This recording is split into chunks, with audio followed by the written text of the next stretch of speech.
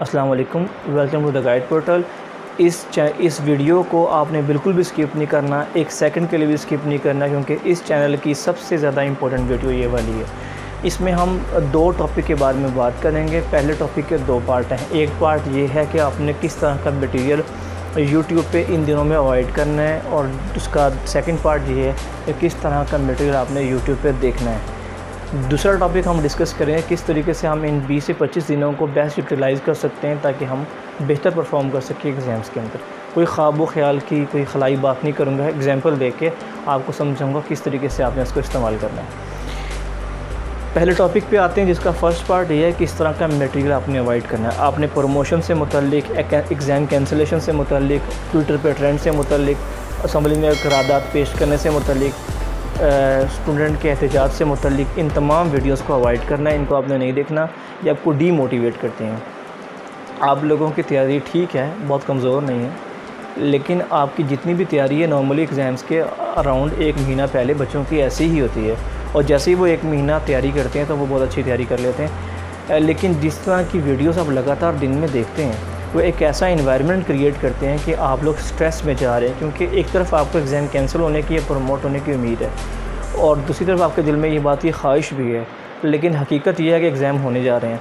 तो उस शिकंजे में फंस के आप लोग इतना स्ट्रेस हो गए हैं कि इन मासूम ज़हनों के अंदर इतना प्रेशर आ चुका है कि आप बहुत ज़्यादा परेशान हैं। मैं आपको दुख समझता हूँ, इसलिए आप इन तमाम वीडियोस को छोड़ दें, कोई ख़बर नहीं आने वाली। तमाम बोर्ड से एग्ज़ाम ऑलरेडी चल रहे हैं, आपके भी हो जाएंगे, ठीक है।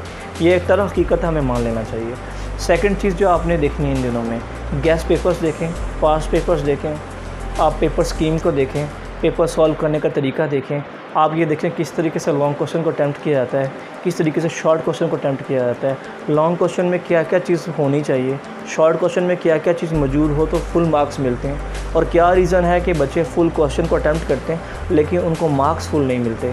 क्या रीज़न है कि न्यूमेरिकल बच्चों के गलत हो जाते हैं। क्या वजह है कि बच्चे टाइम पे पेपर ख़त्म नहीं कर पाते।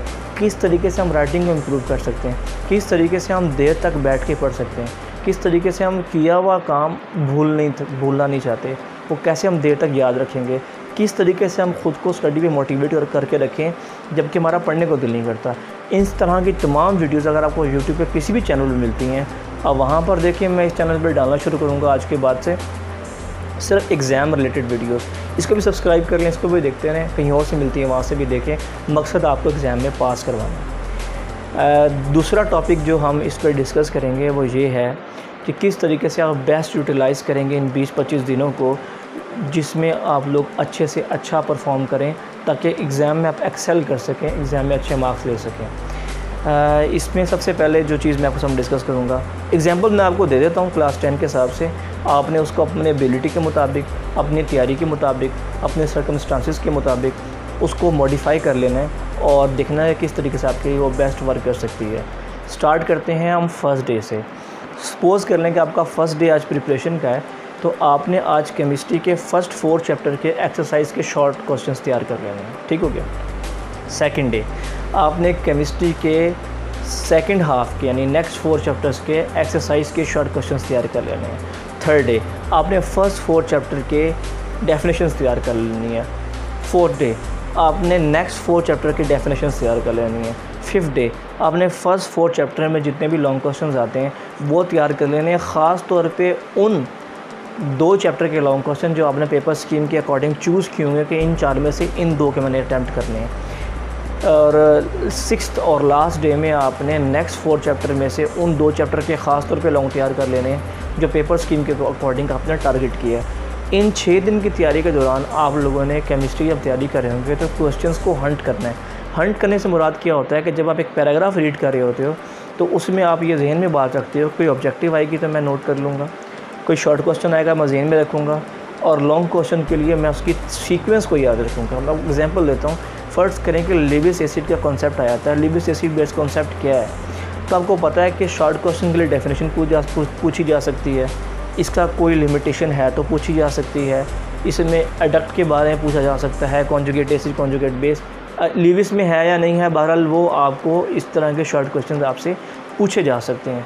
तो आपको पता होगा ठीक है मैं हंट कर रहा हूँ कि ये शॉर्ट क्वेश्चन आ सकते हैं, क्योंकि इस क्वेश्चन की हेडिंग एंड सब हेडिंग्स हैं तो ये लॉन्ग में आ सकता है। तो इस तरीके से आपने ख़ुद को प्रिपेयर करते चले जाना है इन 6 दिन के अंदर। ये आपने तैयारी करनी है सुबह से लेकर असर टाइम के दरमियान तक, किसी भी टाइम बैठ कर तैयारी कर सकते हैं। और अगर आप फोकस होकर बैठ कर तैयारी करेंगे तो ये 2 से ढाई घंटे से ज़्यादा की तैयारी नहीं है, अगर आप फर्स्ट टाइम तैयार कर रहे हैं। और अगर आपने कभी भी पहले याद किया हुआ है तो 1 घंटे के अंदर ये काम हो जाएगा।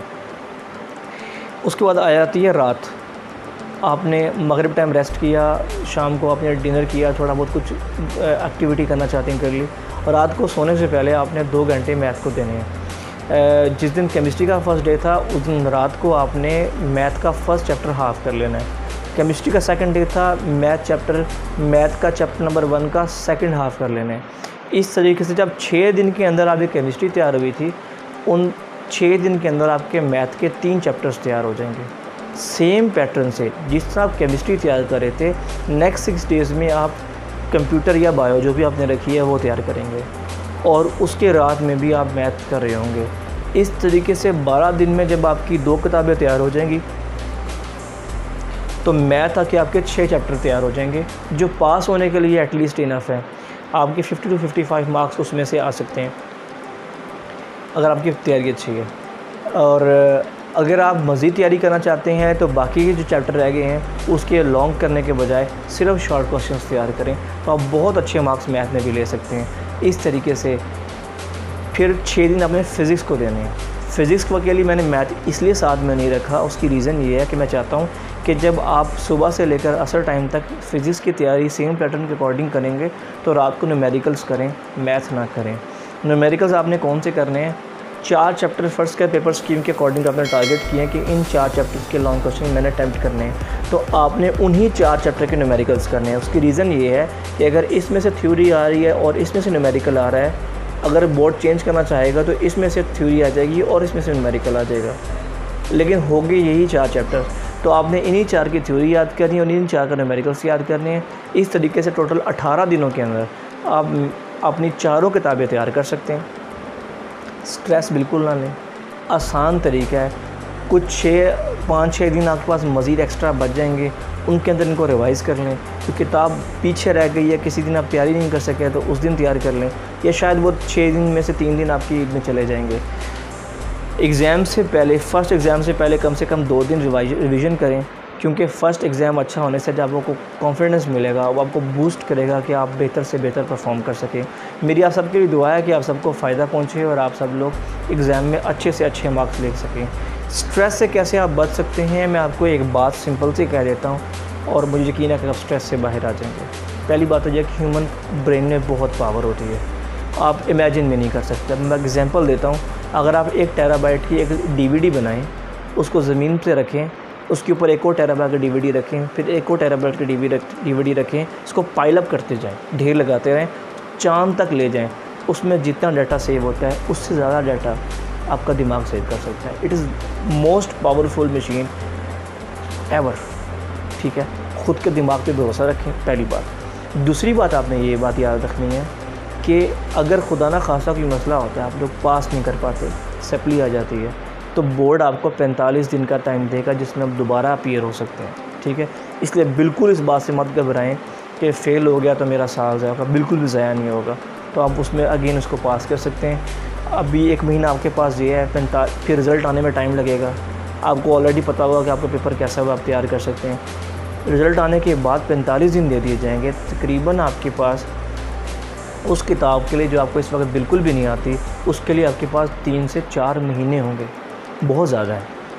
ठीक है, तो प्लीज़ स्ट्रेस ना लें, छोटा सा मासूम सा जहन है आपका, अभी से स्ट्रेस लेने बिल्कुल ना लें, और चैनल को सब्सक्राइब कर लें। मैं इसके ऊपर डिफरेंट वीडियो सिर्फ एग्ज़ाम से मुतल्लिक़ डालता रहूँगा, जिसमें आपको बताऊँगा किस तरीके से आप लोग बेहतर परफॉर्म कर सकते हैं। उम्मीद है आपको वीडियो पसंद भी आई होगी। अगर पसंद आएगी इसको लाइक करें, शेयर करें, ताकि बाकी लोगों को फ़ायदा पहुँच सके। इसका मुझे फ़ायदा हो या ना हो, आपको ज़रूर होगा। अल्लाह हाफ़िज़।